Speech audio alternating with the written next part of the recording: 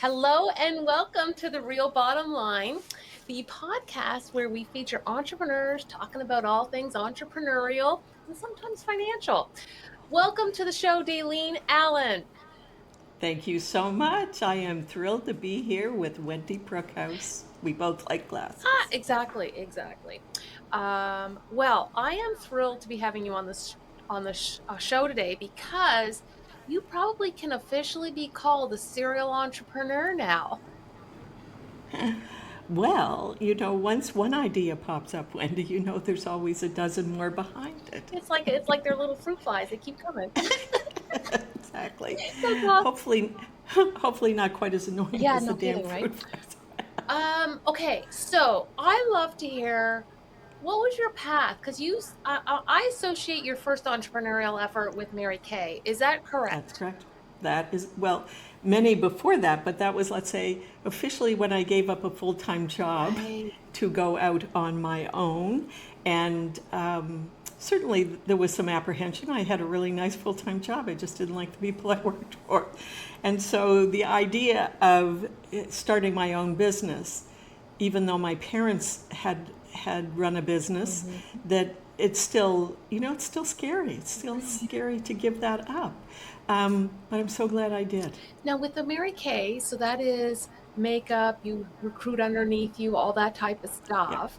Did you build that up so it had replaced your income before you went, or you just kind of went, I see the potential here, so I'm going over? Well, number one, we were living in Montreal at the time, Hmm. and Montreal, I didn't speak French. Last name Allen, not a warm, fuzzy place, even though I love Montreal. So we wanted to come back to Nova Scotia. So it was sort of in the plan that, yes, we were researching. We'd actually put an offer in to buy a business. I grew up on the road to Peggy's Cove, so my parents had a handcraft shop. So tourism was something that you knew you could make money at, but you also it meant you never had a life in the good weather of Nova Yeah, Scotia. yeah. So yes, the fact that I didn't need bricks and mortar. The company had only been in Canada about 3 years, and direct sales are just so much bigger today than they were back in the day. Not that there weren't a lot of companies around. But yeah, a friend that I really admired who had a job that I would have loved to have had in retail industry, because that's what I studied. Um, she gave up her full-time job and had earned a pink Cadillac. I didn't even drive a car, Wendy. I had a bicycle, rode the bus. And I remember thinking, God, that would be ugly. But when your car dealer calls and says there's a free car here, come pick it up, I don't think we'd care what color it was, right? Okay, good point. Good point. Yeah, exactly. Yeah, Well, that's awesome. yeah. So you built up Mary Kay business fair to a pretty substantial unit. Like how many people were in your unit? Well, if you took into account clients, Mm, because as you build a team of people, two ways of looking at the direct sales. Number one, to be able to get your own products wholesale, saving money is as good as making money. The tax advantages of running a home based business. But more important, that yes, if you did share the product and the opportunity, that you could grow. And I'm a big believer in young people ought to spend a year really seriously doing something in the direct sales industry, because it's likely the last place, Wendy, where somebody truly has a vested interest in mentoring you to success. Okay? Turnover in the direct sales industry normally is very high. My retention rate was actually compared, it was likely double of what an industry was, because if you teach people how make money, save tax dollars, that was money that everything we pay to the government, there's a way to get some of it back. right. That's huge, right? And so building a sense of community. The direct sales industry is very much like a family. And yeah, I didn't promise anybody they were going to make money. Okay? Work with me and I'll do my best to show you how to do it and support you in how to do it. But we would have had likely somewhere in the range of, if I included everybody's clients, a community of 20,000 plus Yeah. people, right? Directly about 5,000 directors, consultants. So direct sales, what I really love about that compared to the last family-owned business I worked with, that's where my last job was, they set out a career path. If you do this, you will get this. Well, I think most of us in the 9 to 5 corporate, we think we're doing all the right things, but it doesn't necessarily get us to that next step. And so I was a person that was like, okay, well, let me see if this works. And, prove it wrong, if you will. But boy, let me tell you, and to this day, I'd built up a big enough business. My best year in sales was $6 million. I averaged about $5 million. And I had built up enough business, or had reached the level of the career path called National Sales Director, where when you decide you're ready to do something else, you're ready to retire, they buy your business back from you. So it was called the Family Benefits Program. And so if I passed away, it would be, my husband or children could have. Yeah. Amazing company still to this day. Yeah, they have so much more competition out there. What made you decide to retire from that, Dalene?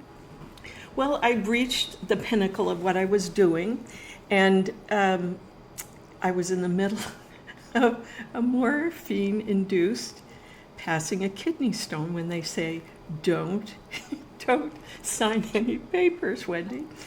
And I remember laying there in that lovely sort of, dreamy state, and I said to Joe, maybe I should retire. And he stuck his finger in my face. And my husband would never do that. He has been, the only reason I had that business was all of the support, because we worked it as a team. And I said, okay, that's what we're going to do. And so I think that was in the spring, and by the end of December, I just finished up the year. What year was that? What year did you leave? It'll be coming up to 10 years, the end of this year. Okay, so in 2015, you've had the conversation, the finger went in the face, you're in an induced morphine phase, you're good. I was so happy. What's funny? Well, what's interesting about that is you knew what you had to do to achieve an exit, right? Yep. Like in a lot of businesses, and the ones I see, we're not quite sure how to make it so that it's sellable and more valuable and everything. And my guess is, correct me if I'm wrong, that it was all contractually set out of how they would pay you, how much they would value it, and everything like that. So a lot of uncertainty gone. Oh, totally. And I could have certainly stayed longer and just wrote it out, but that's not me, right?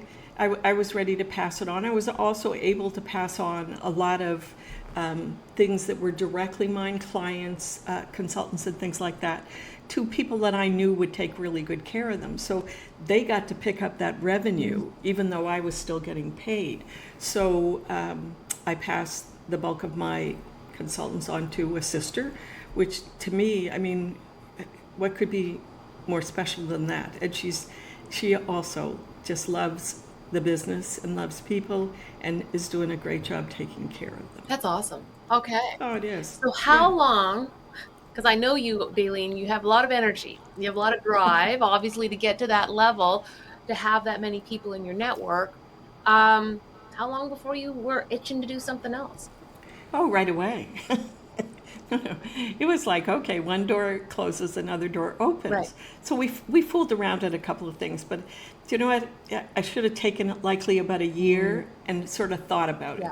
But when you're in an industry like this, people are always reaching out for other opportunities. Yes. And so the first couple of things, the first one I really had my heart in it, but they had such poor management that there reaches a point that you want to go, I don't care how great the opportunity is. Was this another direct sales opportunity? No, a little bit different. Okay. But something I had great expectation. But just, they had a Canadian head office, then they didn't, then they went to something else. It was like, no stability. None. And then I did try another direct sales company, and my heart wasn't in that anymore. Yeah. I could have stayed where I was if I really wanted to do that. But what I really love doing is connecting people, right? That we live in a cliquey, Atlantic Canada's cliquey, right? My favorite story about that was my parents were both from Ontario. My dad was an officer in the Navy. And we lived first in Sackville, and then we went to Ottawa for a couple of years, and then we came back and we lived in French Village and then in Glen Margaret on the road to Peggy's Cove. And after 23 years there, raising 9 children, Wendy, people would, I know, people would say, "You're from away, Dalene." And I go, "I was born and brought up here." No, you're from away, right? But that's Nova Scotia. That can be endearing and frustrating to a lot of people, but right. Yeah, you just learn to deal with it. Yeah, well, right. So I had been a BNI member early on when I started my first BNI, what business. can you give me a little background on what BNI is, please? BNI stands for Business Network International, is the world's largest and most successful business referral networking organization. Started in the United States. Canada was the first franchise. It's been around for 40 years of consistent growth. Been in Canada for 30. So I was a fairly new business owner when I became a member, was a member for a couple of years, and I quadrupled my business, right? It's a commitment of time and money. So BNI, there had been nobody in the Maritimes, never anything in Newfoundland, never anything in PEI, New Brunswick, but had been very successful, run by Marianne Marriott here in Nova Scotia. Mm-hmm. And after her leadership left to somebody else, and the person who owned the franchise for Canada lived in Vancouver. So, Atlantic Canada wasn't exactly big on the map. So we brought it back. Here it'll be 7 years. Wow. And there had been nothing here for about a dozen years. And I love everything about BNI. But what I found in BNI, because it's a commitment of time and money, that not everybody sees the value of it, which is unfortunate. But that's okay. But every day when I drove by where I saw kids waiting for the school bus, teenagers, there were about 20 of them. 15, 20 every day. And they were not looking at each other, and they were not talking to each other. They were all on their phones. And I said, oh my God, they don't know how to communicate. Yeah. And so I began to see more and more people do not really have a system to network, to fill their sales funnel effectively. And the most horrible thing that people do is the minute they get busy, they quit networking. Yes, right on. Yeah. So did you buy the BNI franchise from So the guy in Vancouver owned the master franchise, I'm assuming. When it first came to Canada 30 years ago, it was a husband and wife team. Oh, okay. Okay. But they started going, west to east. Somebody happened to show up at a meeting in Calgary, was coming back to live in Nova Scotia, and said, hey, I'd like to start it for you in Nova Scotia, right? Yeah. So anything that came from Atlantic Canada for them was a bonus, but it wasn't like high on their priority list. Let's face it, we didn't have the population base. And so starting back from scratch to build something always takes some time. And more and more, what I saw was that need to help people understand networking is not a dirty word. It is petrifying to people, and I remember what it was like for me. I was the worst networker in the world, right? If you got a big goal and you got a big dream, you find ways that work, but boy, I can save people a whole lot of, time, money, and heartache. Yeah. So you ran that for 7 years. And you expanded too. Like, how many chapters in Atlantic Canada did you end up opening up? Well, we have 4 great ones here in the HRM area, but lots of what we call core groups starting. But here's the thing. I started the other business and didn't realize it was going to take off the way it took off.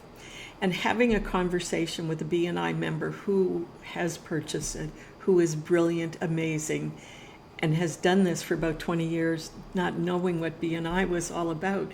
And so she's going to do a fantastic job. And I will support BNI 100% because I still believe out of all of the things in the whole wide world, it is the best way. So did you pass it on? Did you sell it?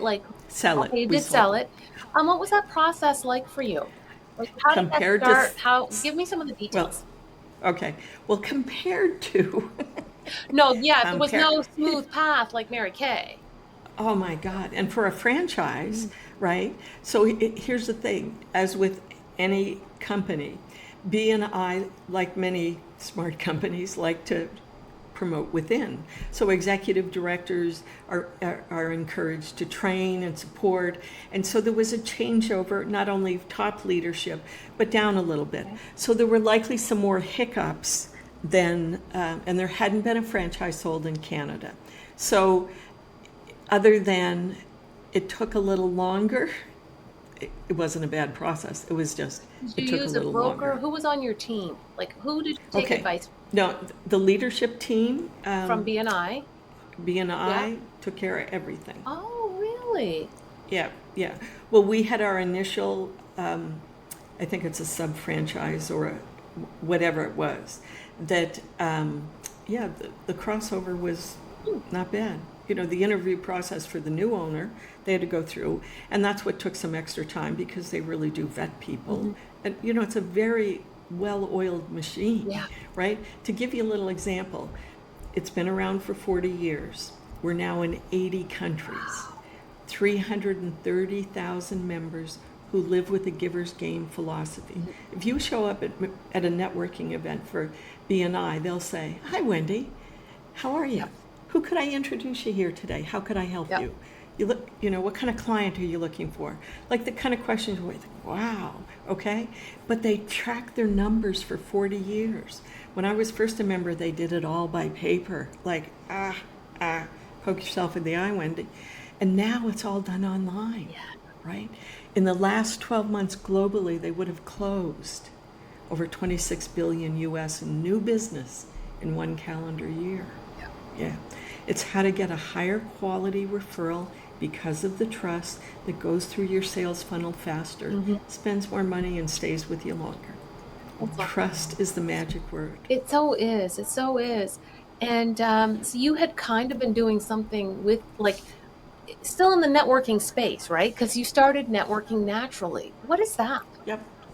Well, again, because of realizing the young people today, I've done some talks for St. Mary's and for NSCC and MBA students at SMU and Dal, and we've hired a lot of co-op students to build the business, and they've been a phenomenal resource. But when we bring on a co-op student, which is usually for 12 to 16 weeks, we sit them down and say, "Okay, what do you want to do when you're finished?" And guess what most of them say? I don't know. I don't know. And I'm thinking, your parents are paying for this education. Okay, but you must have a few things in mind, okay? Well, yeah. So what we want you to do is we want to help you build your network so that when you leave, you're going to have, number one, a better clue on what you do want to do, right? Like most of them, you say, "Do you know what that occupation would pay?" No. So, okay. That, by the time they left, it was like they had a network. Isn't that funny? So I had a co-op student I did the exact same thing to, Dalene. I was like, "Okay, how come you don't have a LinkedIn page yet?" "Okay, so you need to build your LinkedIn page, and before you leave this office, you must have 20 contacts. I know you have 20 contacts. Go out and get them." And as his parting gift, Dalene, you'll love this, I got him customized business cards for him to give out. Hot stuff. Yeah. Well, once somebody, here's the other word, networking, who really wants to walk into a room full of strangers, right?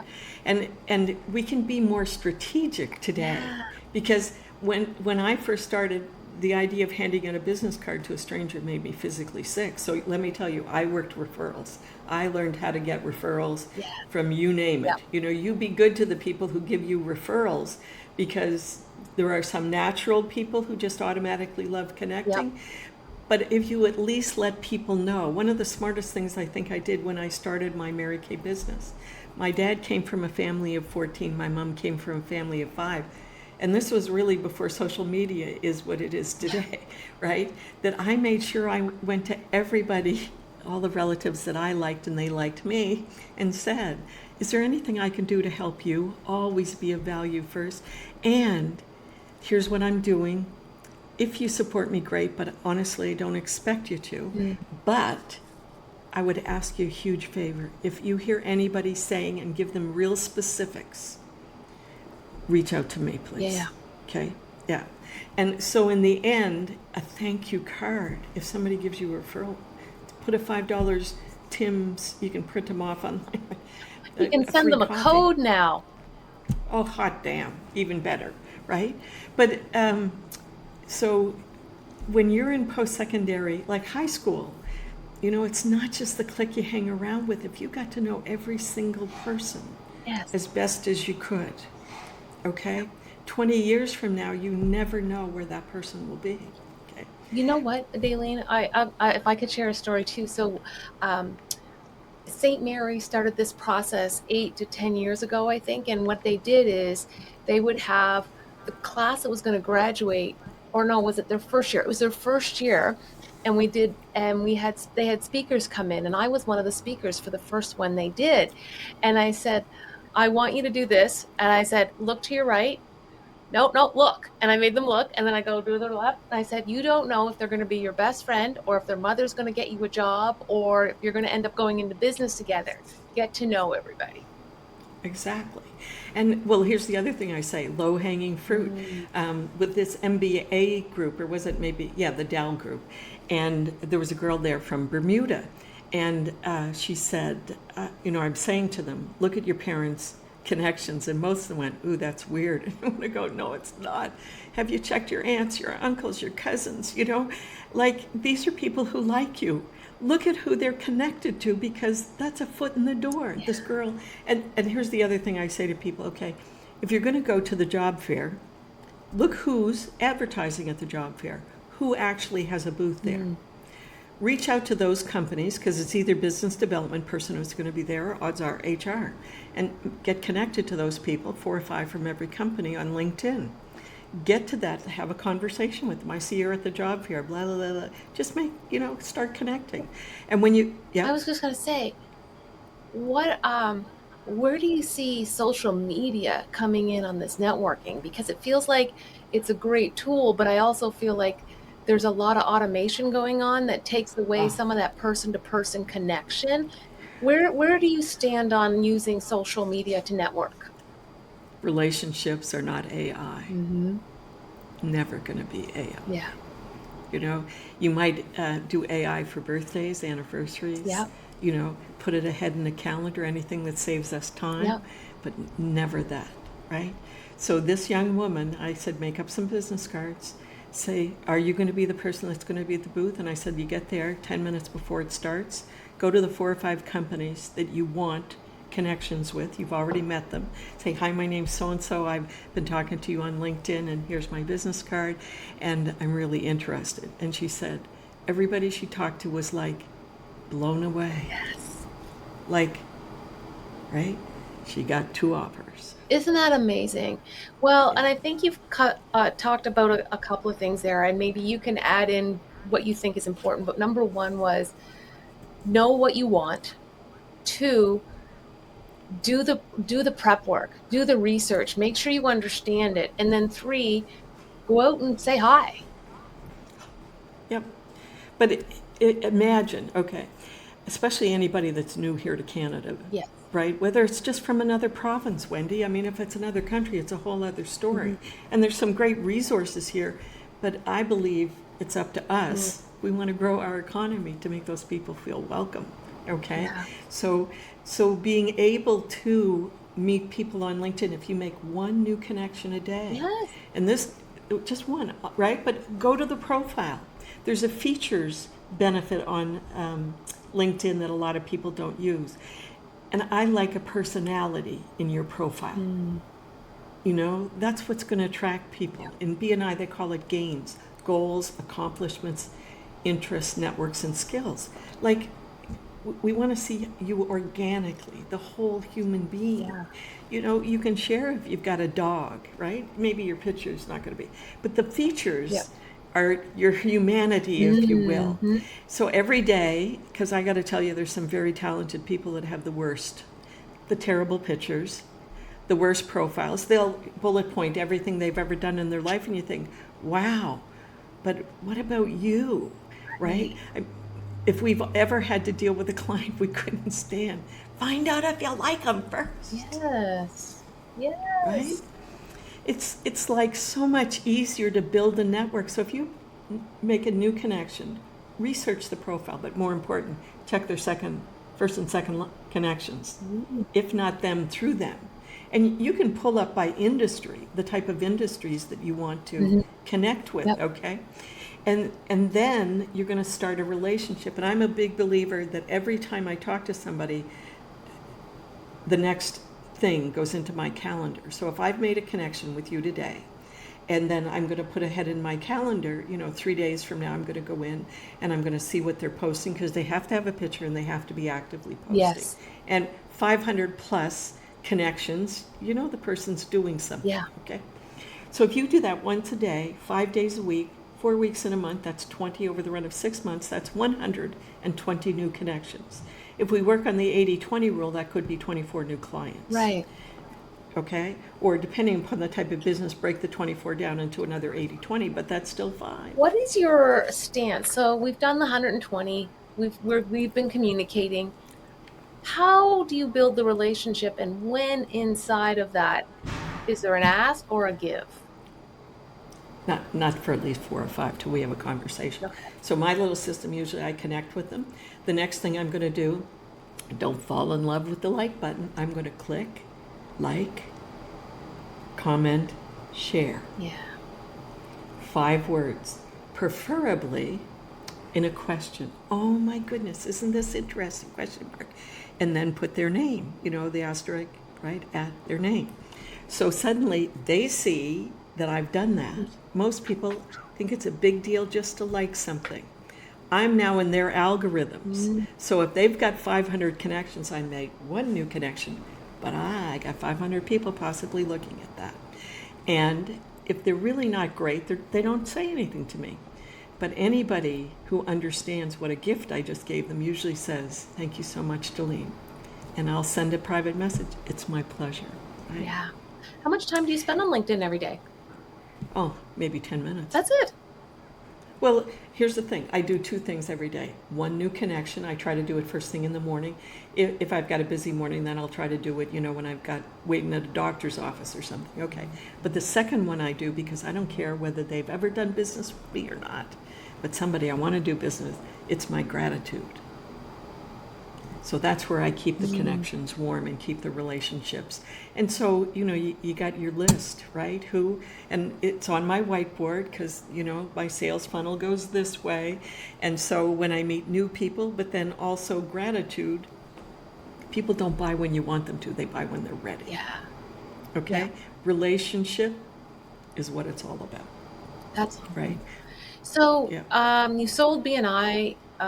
You're out of BNI, although you're probably still a member somewhere, like you participate in a group or 2. I totally believe in everything that's about. But yes, so to give you a little bit of my background, when you're in Mary Kay, from the very first full year that I was in the business, I was one of the top people in Canada. And the only way you ever got to teach at a Mary Kay conference, rarely did she ever bring in outside speakers. Yeah. But from day one, my very first speech on stage in front of about 2,000 people at the Hummingbird Center in Toronto, I'm here at this podium, and about 20 feet from me is Mary Kay. Oh. I did not want to say what I was saying because I wanted to run off and give her a big hug. And she's cheering me on, so I'm already nervous because this is the first time I've spoken in front of that big an audience. And she was just so nice when I came off that stage. So I've spoken in front of as many as 30,000 people at big conferences and did every single year. And if you were a top director, then, at one time they made audio tapes and they did CDs and then Yeah. downloads. Yeah. So every year, my tapes sold out. Okay. So I've been a keynote speaker for years. One of the things, I've just started a program called the Kickstart program. And you, Wendy, you and I, how many conferences have we been to in our lifetime? And sometimes I think we become a little jaded. And if you're an employee, likely even worse. It's the room of opportunity. And so those 15 minutes before it starts, I get up and I get the crowd going, kind of doing what you're doing, okay? Except it's like, don't sit with somebody you know. Go find somebody different, right? Yeah, all of those different things. And then, after they come back for lunch, they got to get pumped up again because they had lunch. Yeah. Okay? Yeah. So it's a little program that, again, if you want to come and meet some people, we're going to have this particular area. The meet and greet the night before, when I see that is if you had all of your speakers and they could be just standing by a cocktail table with their banner or something. Yep. And that when people come in, they would actually have the opportunity to meet the speaker before they get to their, right? There's so many other things we can do to add so much value. And if you're not getting connected with those people, you're missing an opportunity. Yeah. So if you were to say what, for your beginner, you must have a tip, for your intermediate, and then your expert networking people, what's your one tip for each group? For each group, if it's an in-person one, don't go alone. Take a friend. Ooh. If it's online, check your family and friends connections, because yes, that's where it is. Yep. Intermediate, get better at making connections on LinkedIn and saying, I'm going to this chamber networking event. Would you like to meet me there? I usually do that to 4 or 5 people before every chamber event. They don't all show up, but a lot of them that do. Because if I haven't seen them at a networking event, they'll say, it was only because you invited me to come that I was brave enough to be here. Right. So, when the chamber does a free event, they usually only have so many tickets, so I'll go in and I'll buy 5 tickets, okay? It's free, so I'm not telling you to go spend money on 5 tickets. And then I put it out there, hey, I got an extra ticket, you want to come? And so these are people that I would like to have a coffee with, but... You want to warm it up a little. Well, but here's the other thing. Do I really want to go to 5 separate places, Wendy, and have 5 separate coffees? Or can I meet them at a networking event? Because even then, the 5 people that I've invited, if they all show up, I'm going to introduce them to them. They've just met 5 people, right? But I get to mingle with all of them, introduce them to some other people. And then what ends up happening is I really know who I want to talk to, and they know who they. I want them when they come. Kind of like the hostess. Yes. Yes. And then if you're a real pro, I don't need to tell you anything. Well, what's the secret that maybe even the pros don't know that you've learned over years? Stand by the door, watch for the person that walks through the door with the deer in the headlights look, and go up and introduce yourself. I would say, hi, my name's Dalene. I'm as afraid as you are, but you look afraid, so I want to be, I want to introduce myself and welcome you here. And I got to tell you, man, woman, or teenager, I get hugs. It's like, thank God, Dalene, I was ready to walk out. And you go, if any of us are comfortable, share that comfort. Invite them in. Introduce them to somebody, That's right? Awesome, yeah. And that's the start of the relationship. The other thing is, let's say if you're really good at networking, ask the different questions, like, hey, it's summertime. Have you had a vacation? Are you going on vacation? Love to hear about it. Yeah. That's how to get somebody's sparkling eyes, right? Because if you say, hey, what do? They may have had the worst day of their life. And it's like, you just reminded me why I hate my job. Oh my God, that's so funny. Okay, what is the question I haven't asked you, Dalene?